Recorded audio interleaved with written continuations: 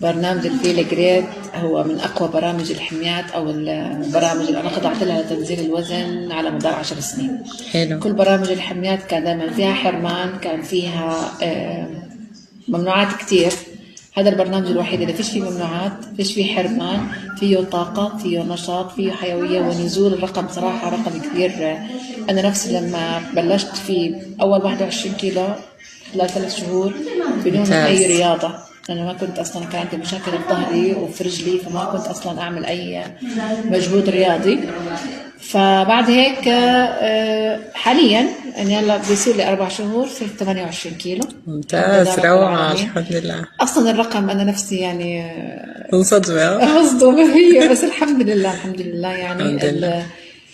كثير تعدت تحسن عندي شغلات، بشرة تحسنت، الشعر تحسن، الطاقة تحسنت، النشاط تحسن، حيوية، حلو. الإيجابية.